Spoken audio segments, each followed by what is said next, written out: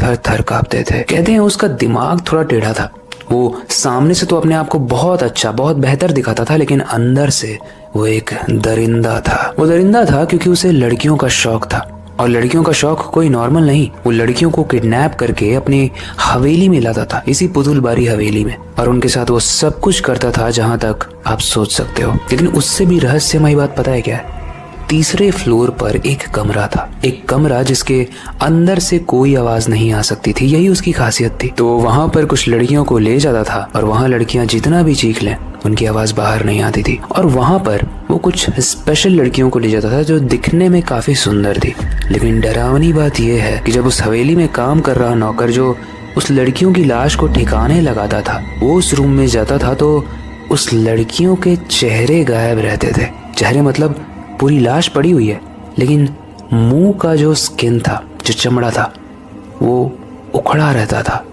अंदर की चीजें दिखती थी लेकिन ऊपर का फेस गायब रहता था। ऐसा क्या करता था वो लड़कियों के साथ? वेल, जो सवाल आपको आ रहा है वही सवाल रजत ने नेहा से पूछा कि उनके चेहरे क्यों गायब रहते थे। तब नेहा बताती है कि मैंने पढ़ा था कि ऐसा माना जाता है कि वो जो जमींदार था उसको एक अलग तरीके की फैंटेसी थी, एक अलग तरीके का साइको किलर था। वो उनके चेहरों को निकाल कर मिट्टी के पुतलों में सजा देता था, और वो ऐसा मानता था कि इन पुतलों को वो अपनी बैल्कनी में रखेगा तो उसकी बैल्कनी बहुत सुंदर दिखेगी। मतलब जस्ट इमेजिन करो ये कितनी डरावनी चीज है।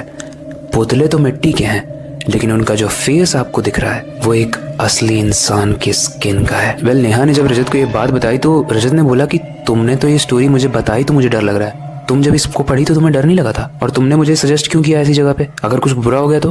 नेहा बोलती है रिलैक्स रहो, मैंने स्टोरी पढ़ी है, मुझे पता है इसमें कितनी सच्चाई है, सब मनगढ़ंत बातें हैं, चलो चलते हैं अंदर। वो दोनों ही हवेली के गेट के अंदर कदम रखते हैं, और जैसे वो कदम रखते हैं एक ठंडी सी हवा उनके पैरों को छूकर बाहर निकलती है। ऐसा महसूस तो होता है कि हम किसी नॉर्मल जगह पर नहीं आए हैं, क्योंकि यहाँ का वातावरण बाहर के वातावरण से एकदम डिफरेंट था। फिर भी अब रजत सोचता है कि अब आ ही गए हैं तो रिकॉर्ड कर लेते हैं। रजत अपना बैग उतारता है, उसमें से ड्रोन निकालता है, कैमरे को ऑन करता है और हवा में छोड़कर उसे उड़ाता है। और जैसे ही रजत ड्रोन को हवा में उड़ाता है वो देखता है कि सबसे पहली जो चीज उसे दिख रही है वो है इस घर की बैल्कनी। एक बैल्कनी जिसमें 3 पुतले रखे हुए हैं। जब रजत उन पुतलों को देख रहा था तो ऐसा प्रतीत हो रहा था मानो वो पुतले उन्हें ही घूर रहे हों, लेकिन ऐसा कैसे हो सकता है? और जब सेम चीज उसने अपनी स्क्रीन पर देखी, जब ड्रोन उस बैल्कनी के सामने था तो उसमें से 3 में से एक पुतला गायब था। वो कहाँ चला गया पता नहीं। स्क्रीन में एकदम अजीब सा दिखा और स्क्रीन एकदम फ्रीज हो गई। और जब वापस से रजत ने उस स्क्रीन को देखा तो